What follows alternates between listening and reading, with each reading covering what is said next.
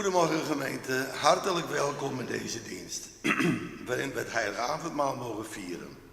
Ook van harte welkom voor hen die met ons verbonden zijn via de livestream. De bloemen gaan als groet van de gemeente naar Sjouke Bruning van de Kammingaweg 28. We wensen hem en zijn vrouw veel sterkte toe. De eerste collecte is bestemd voor het Werelddiaconaat in Bangladesh. De tweede collecte is bestemd voor de kerk. Onze voorganger is Tietje Hipma en lector is Teun Bontekoe. Dat ben ik dus. Organist is Otto Roelofsen en na de dienst is er koffie. Ons intochtslied is Psalm 100 vers 1, 2 en 4 en we zingen dit indien mogelijk staande. Dan wensen we u een gezegende dienst toe.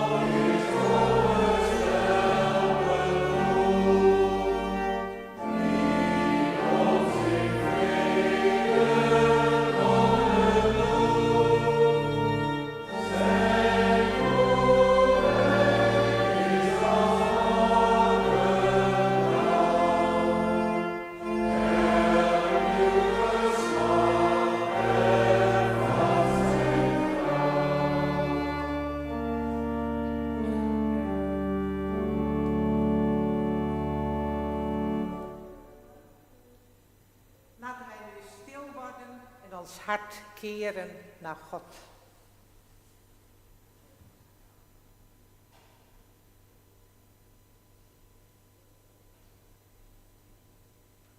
Wij mogen elkaar bemoedigen, omdat onze hulp is in de naam van de Eeuwige, die hemel en aarde gemaakt heeft, die trouw blijft tot in eeuwigheid en niet loslaat het werk van zijn handen. Genade zij u en vrede van God onze Vader, van de Heer Jezus Christus, in de gemeenschap van de Heilige Geest. Amen.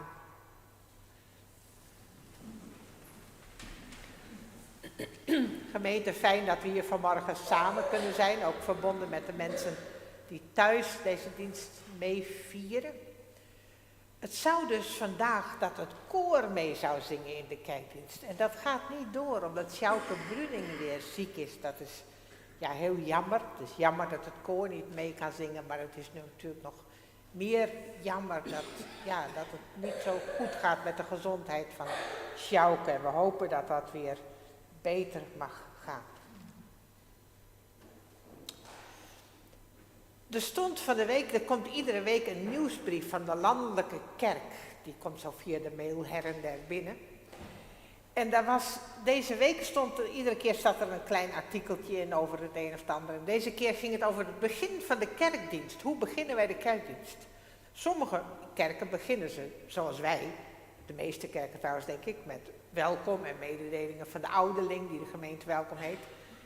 En dan begint het met een lied of het onze hulp, zo hebben we het vanmorgen ook hebben uitgesproken. Onze hulp is in de naam van de Heer, van de eeuwige. En toen was, in dat stukje ging het erover van, hoe begroeten wij elkaar nou? Doen wij dat nou of doet God dat? En nou, daar kun je natuurlijk een heel gesprek over houden.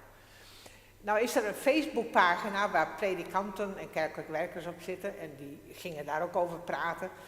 En er was één dominee en die zei, ik begin elke zondagmorgen met morgen zondaars. Nou, dat vond ik eigenlijk ook wel heel mooi. Morgen zondaars. Ja, ik denk dan zijn we op een mooie plek. Dat we als zondaars allemaal bij elkaar zijn.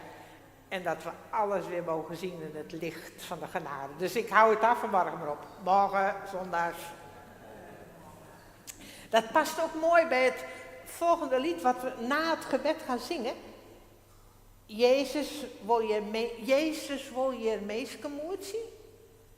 En dat eindigt in het vierde couplet met Deel het feest van heel gezonders. Geen te gast bij God de Heer. Het is een feest voor heilige zondaars. Nou, heel mooi. Zullen we samen bidden aan het begin van deze dienst?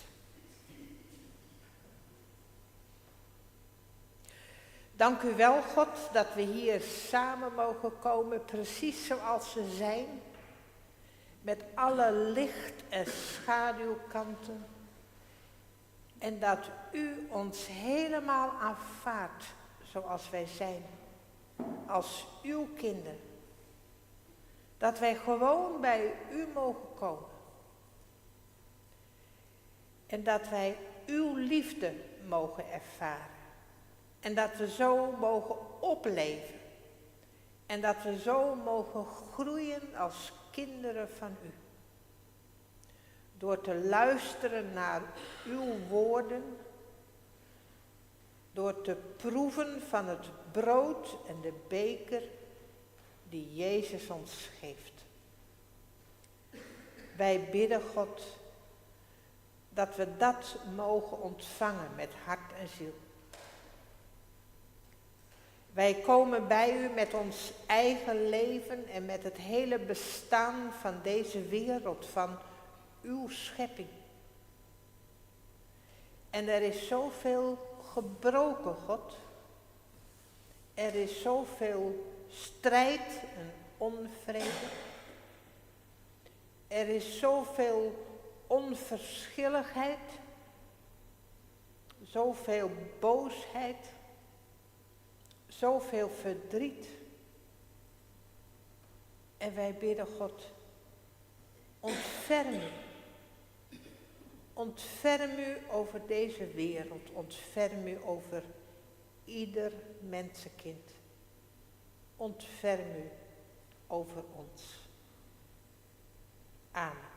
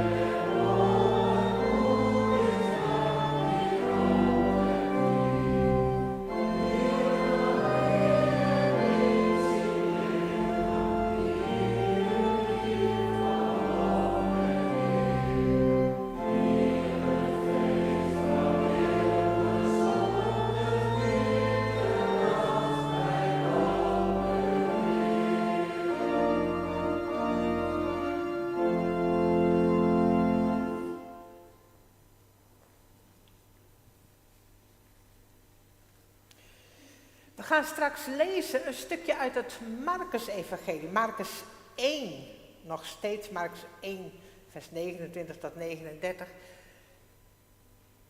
Dat is ook, ja, dus deze tijd lezen we, staan op het rooster, allemaal lezingen uit Marcus. We zijn nog steeds in hoofdstuk 1, maar er is al een heleboel gebeurd. Dat is het Marcus-evangelie. Het is het kortste evangelie, maar er gebeurt dan in die korte tijd heel veel. Marcus 1, het begint gelijk met evangelie van Jezus Christus. Daar begint het. En dan over Johannes de Doper. En over dat Jezus de woestijn in gaat. Of eerst gedoopt wordt natuurlijk door Johannes de Doper en dan de woestijn in gaat. En dan wordt er verteld dat hij in de synagoge komt. En dat hij een boze geest uitdrijft. En dat hij mensen onderricht geeft, vertelt over het koninkrijk. En dat de mensen stom verbaasd zijn en dat ze zeggen, wat is dit? Dit is iemand met gezag. Anders dan de schriftgeleerden en de farizeeën. Iemand met gezag. Je voelt dat daar kracht van uitgaat. Nou, en daarna komt het stukje wat we zo meteen gaan horen, dat Jezus door de dorpen trekt. Voordat we uit de Bijbel gaan lezen, willen we bidden om Gods geest.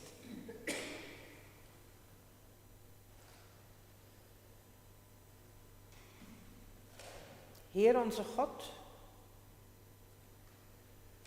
dank voor uw woord. Uw woord dat licht en leven schept. Uw woord dat mens geworden is vlak bij ons in Jezus onze Heer. Uw woord dat binnen wil komen in onze harten, in onze levens. Om ons te vormen naar uw beeld, uw kinderen. Wij bidden God om uw Heilige Geest, dat wij open mogen zijn voor dat woord. Dat wij dicht bij u mogen leven. In liefde voor elkaar. Amen.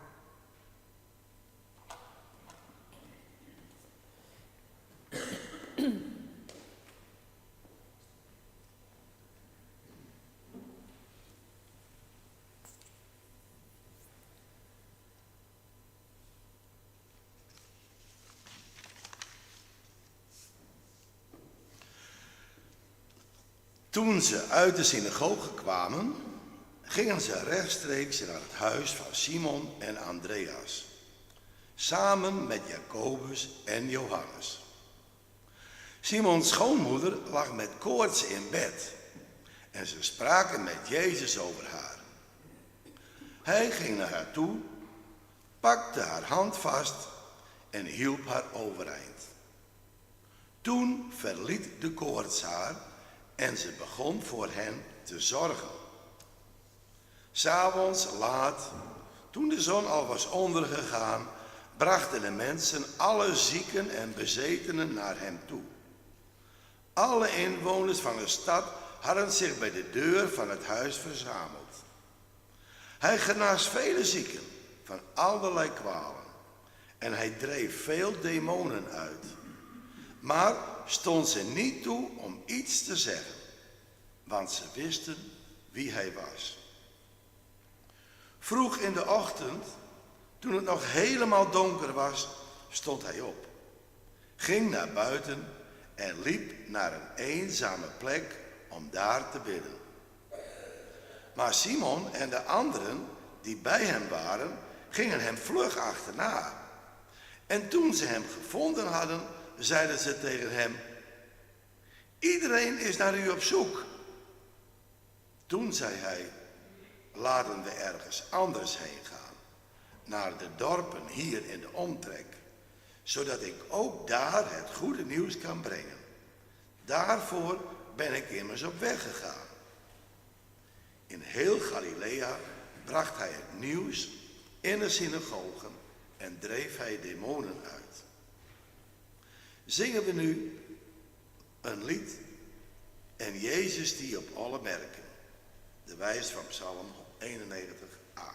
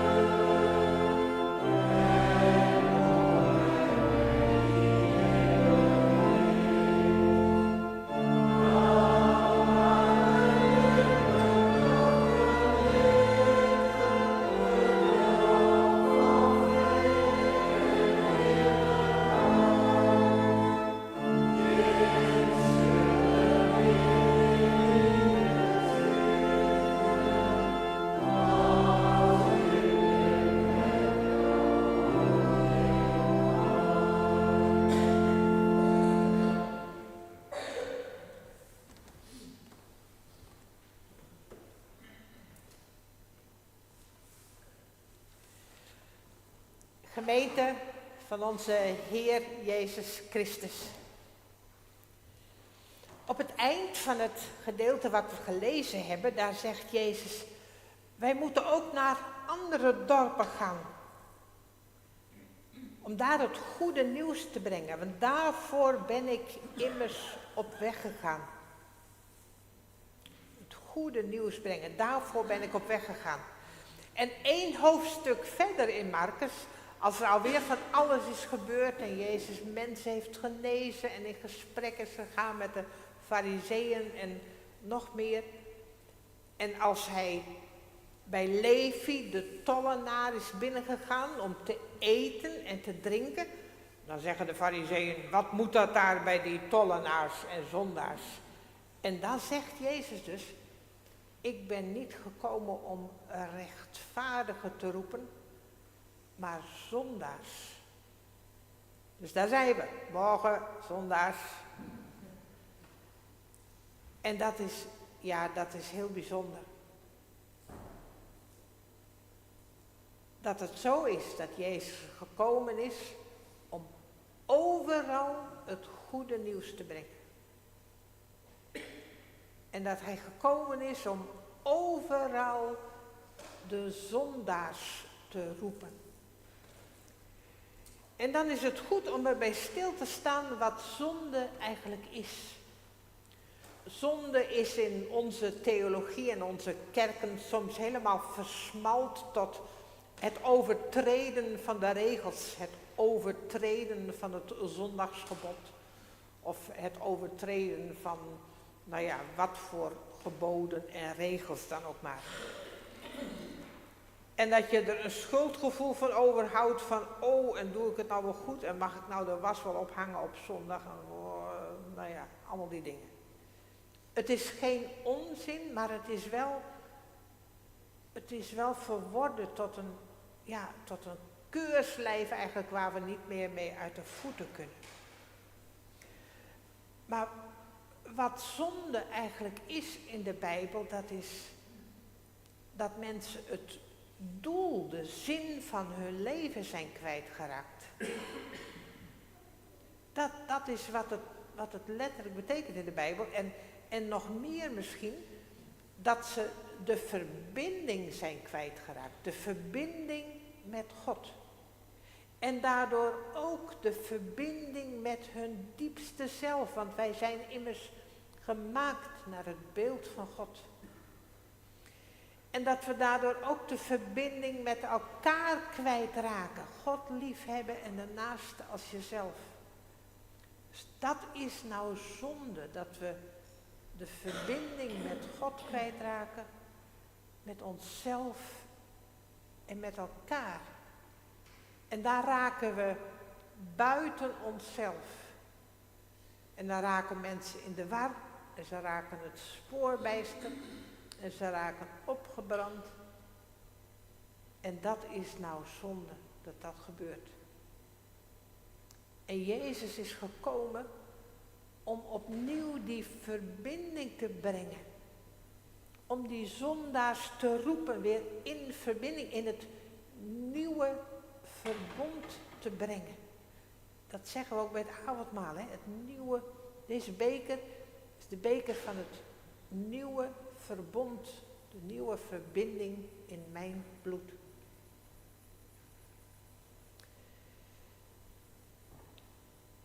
Je kunt het heel goed zien bijvoorbeeld aan dat verhaal van de verloren zoon. Dat is het letterlijk, dat de verbinding kwijt is, dat die verloren zoon heel ver weg is en dat uiteindelijk hij terugkomt. En dat de vader hem tegemoet snelt met open armen. En daar wordt de verbinding hersteld. De vergeving van zonde. Dus die afstand wordt losgelaten. Vergevenis loslaten. En dat er opnieuw verbinding is. Dat is wat we heel speciaal vanmorgen vieren met het avondmaal. Dat we daardoor opnieuw in verbinding komen met God. Ook met ons diepste wezen. En met elkaar. En dat zien we ook in het verhaal wat we vanmorgen hebben gelezen, kun je dat terugvinden. Midden in het verhaal, daar staat, vroeg in de ochtend, toen het nog helemaal donker was, stond Jezus op, ging naar buiten, liep naar een eenzame plek om daar te bidden. Kijk, daar zoekt hij de verbinding met zijn Vader.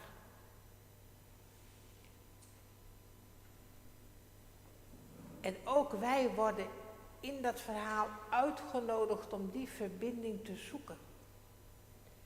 En het is soms best wel moeilijk om zo'n stille plek te vinden in ons leven, dat wij werkelijk kunnen bidden, in gesprek zijn met God. Want er is van alles wat er tussendoor rommelt en dat we eigenlijk niet dat gesprek kunnen vinden en dat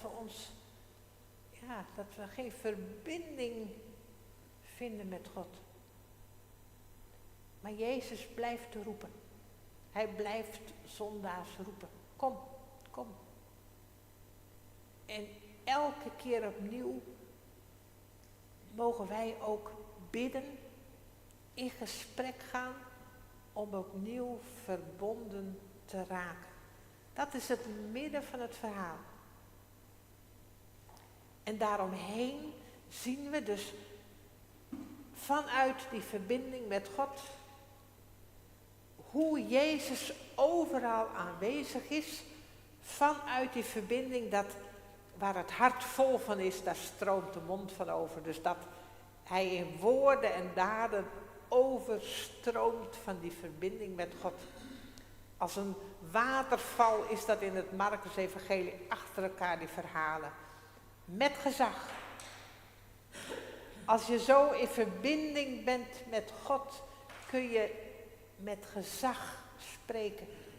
In je woorden en in je daden. Dan voelen mensen dat die liefde van God daarin is. En zo kan Jezus vertellen over het koninkrijk en hij kan helend aanwezig zijn. Dat mensen naar lichaam en ziel en geest genezen worden. Van ziekten en kwalen en bevrijd van kwade geesten. En zo komen mensen weer in verbinding met hun ware zelf. Zoals ze voor God mogen zijn. Heel en vol van goedheid. Genezen naar lichaam, ziel en geest. Zo mag het uiteindelijk zijn. En dan zien we ook dat Jezus de verbinding met andere mensen zoekt. Altijd zoekt hij vrienden, leerlingen, met wie hij samen een gemeenschap sticht. En zo zijn ook wij met elkaar een gemeenschap. En dat is een wezenlijk onderdeel van dat leven met God. De verbinding met God, met onszelf en met elkaar. Daarin kan de goedheid van God stromen.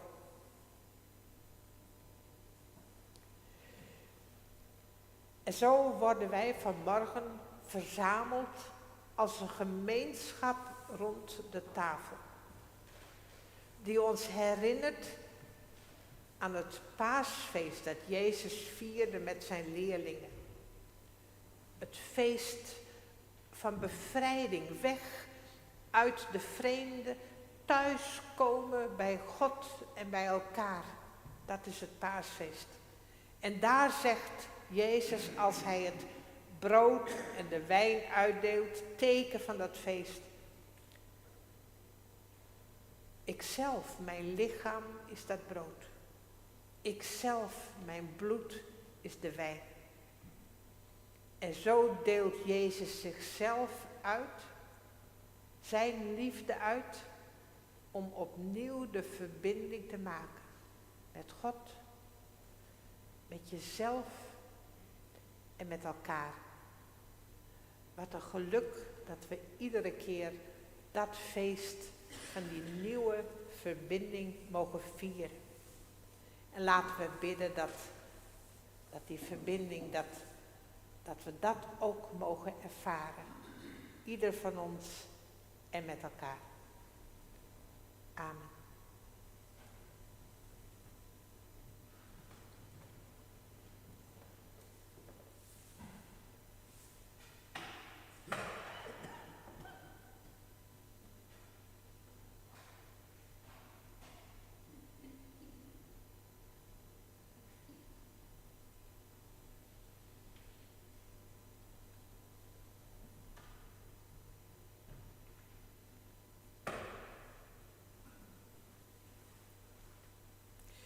We willen nu met elkaar een lied zingen. Uit Johannes de Heer, 108. Leid mij, Heer, o machtig heiland.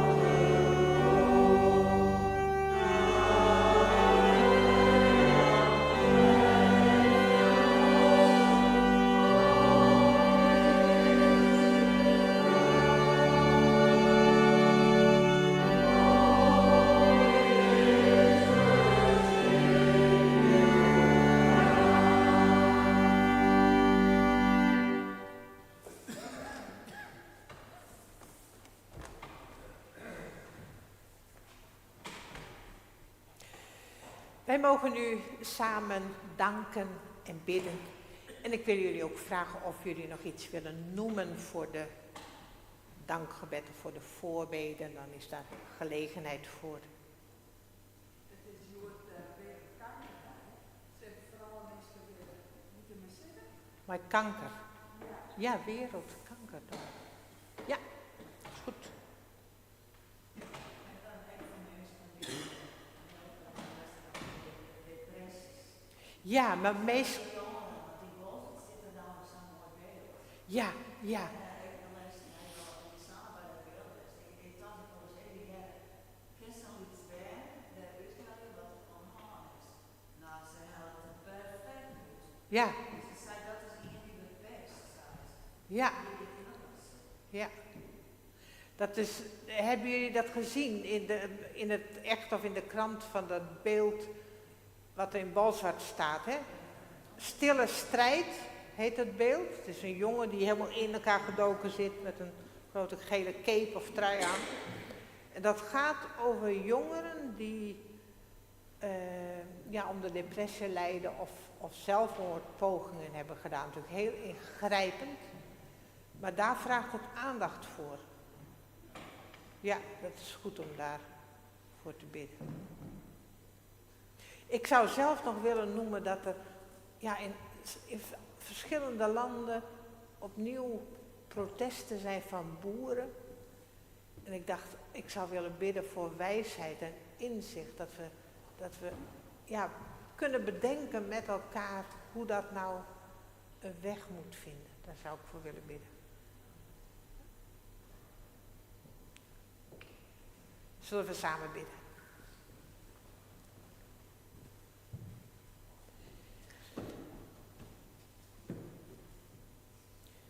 Dank u wel, God, dat we hier vanmorgen samen de verbinding mogen vieren met u, met elkaar, met ons diepste zelf. Dat we uw helende, bevrijdende liefde mogen vieren en ervaren. Zo willen wij u danken voor al het goede dat uit uw handen op ons toekomt en waarvan we mogen genieten. En we willen ook bij u brengen alles wat gebroken is, wat vraagt om genezing, om heling, om liefde, om vrede en recht. God, op deze dag, Wereldkankerdag, bidden wij voor alle mensen die ziek zijn, moeten strijden en lijden, verlangen, diep verlangen naar genezing, naar heelheid. Zo brengen wij ieder bij u, God, vertrouwend op uw genezing. Wij bidden, God, wij denken aan dat beeld, die stille strijd. En wij bidden voor alle mensen, voor jongeren en voor ouderen, die lijden onder depressie, die geen weg meer weten, geen toekomst zien. Zichzelf niet meer kunnen vinden, u niet kunnen vinden, anderen niet kunnen vinden. Mensen die lijden. Wij bidden, God, dat er aandacht mag zijn voor elkaar.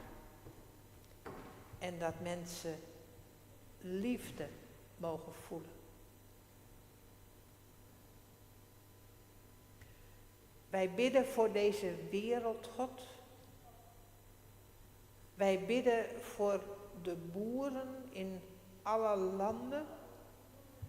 Ook voor de strijd die er is en alle vragen. Wij bidden om wijsheid, om inzicht, om rechtvaardigheid.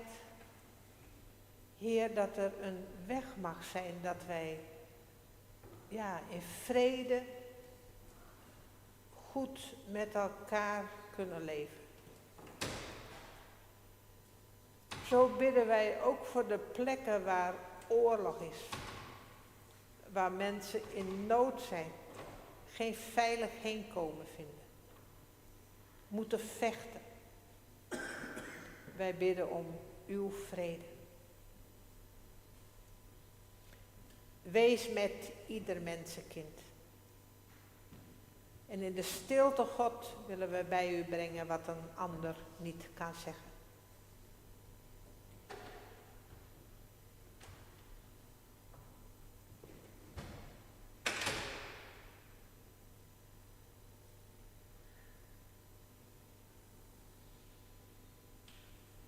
Wij bidden God, hoor en verhoor onze gebeden in Jezus' naam.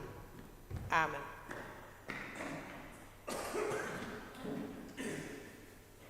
Dan is het nu tijd voor de collecte en daarna mogen we met elkaar de maaltijd van de Heer vieren.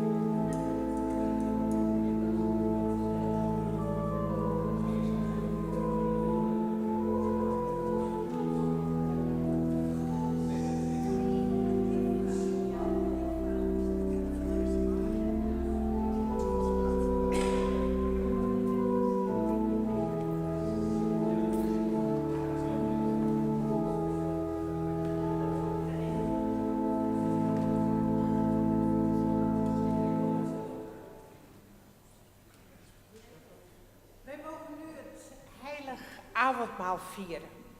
Ik vind het wel mooi om even te vertellen, want Janneke en Tirza die zijn ook in de kerk. En jullie mogen straks ook meedoen, hè. En dat doet me eraan denken dat we vorige zomer, toen hadden we een PPP-bijeenkomst, een pizza- en pannenkoekenparty. Maar die keer was het een picknickparty. En die was bij ons in de tuin. En het was prachtig weer en zomer. En er waren allemaal ouders en kinderen. En toevallig waren Janneke en Tirza daar ook bij, hè. En toen hebben we het verhaal verteld van Jezus die brood uitdeelt. Dat er eerst heel weinig was, maar dat het toch genoeg was toen Jezus ging bidden en de zegen vroeg over het brood. En toen was er heel veel brood voor iedereen.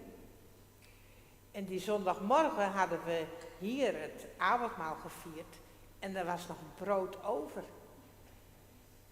En toen hebben we 's middags de kinderen allemaal een stukje brood geproefd. Hè?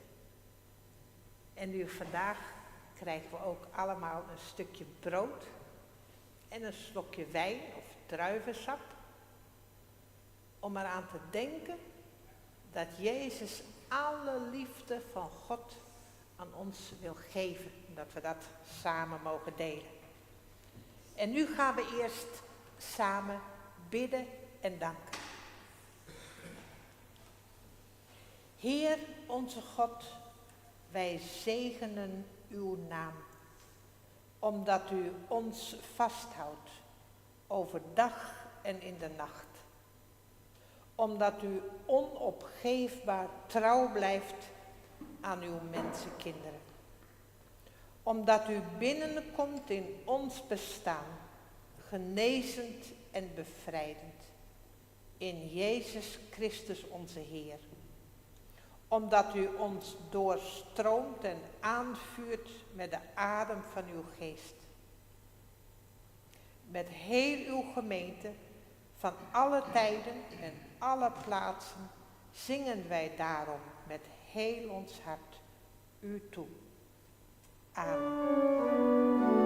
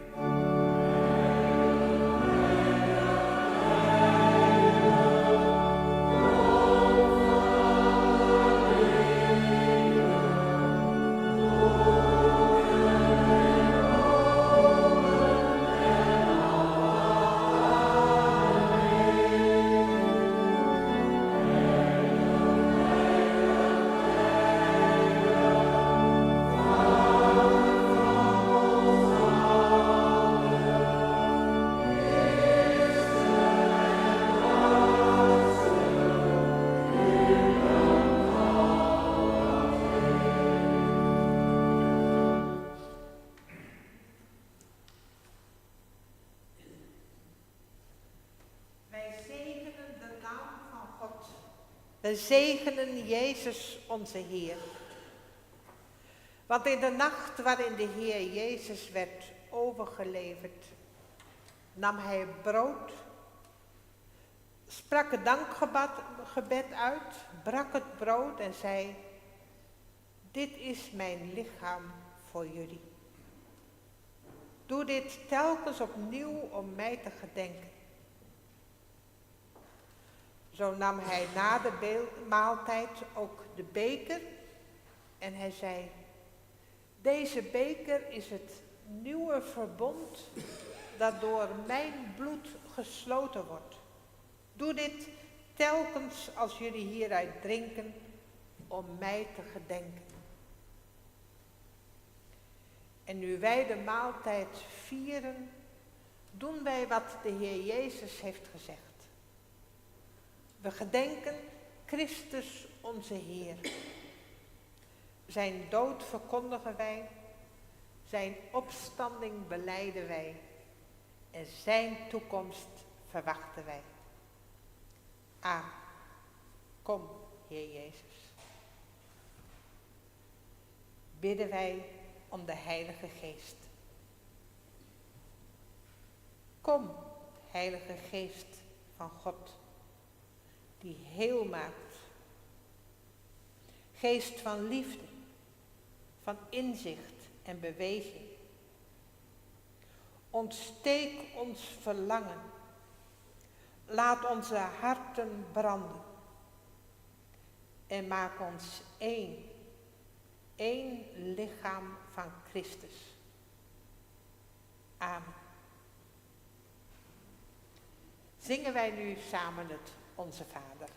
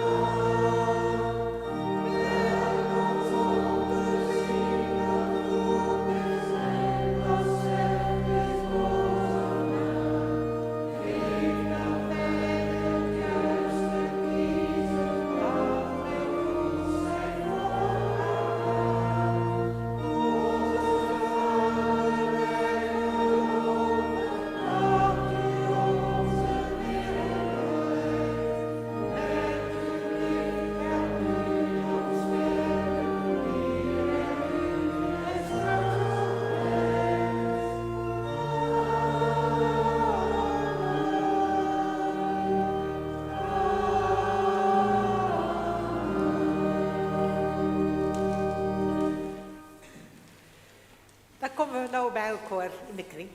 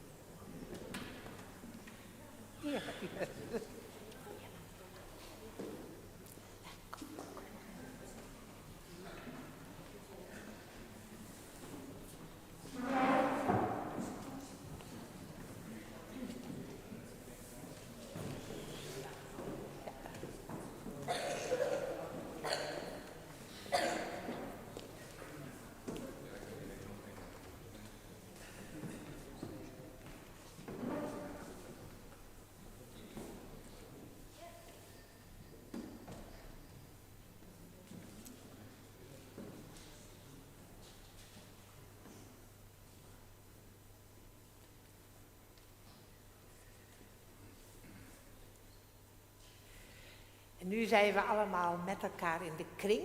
En dan mogen we straks allemaal een stukje brood nemen. En een kleine beker met wijn of druivensap.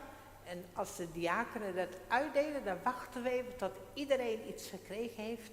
En dan gaan we het opeten en opdrinken. Zo mogen we samen delen van de liefde van God in Christus onze Heer. En in deze kring mogen wij elkaar groeten zoals Jezus ook zijn vrienden groette op Pasen. De vrede zij met jullie. De vrede van Christus. De vrede van Christus. De vrede van Christus.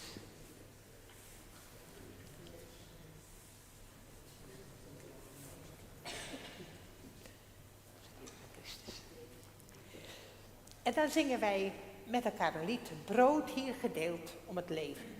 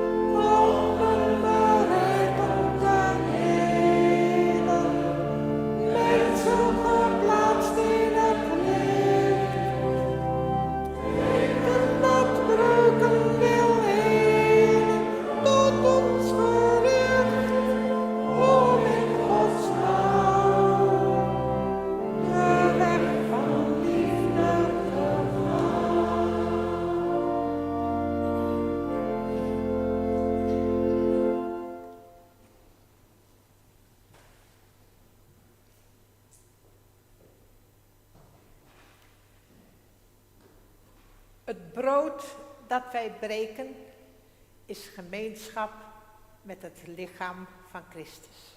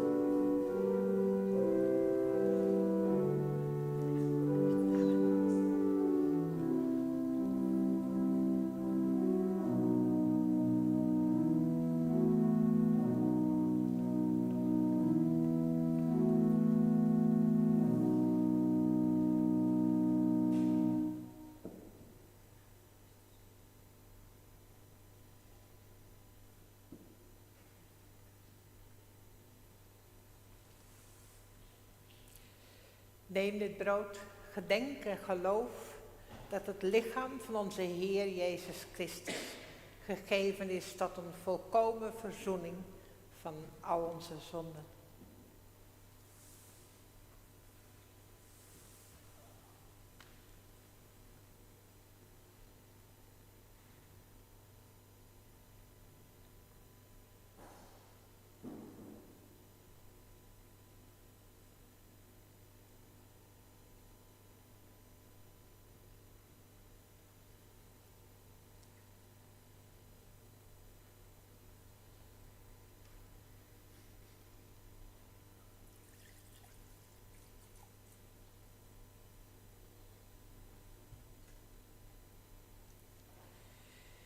De beker van de dankzegging, die wij dankzeggend zegenen, is gemeenschap met het bloed van Christus.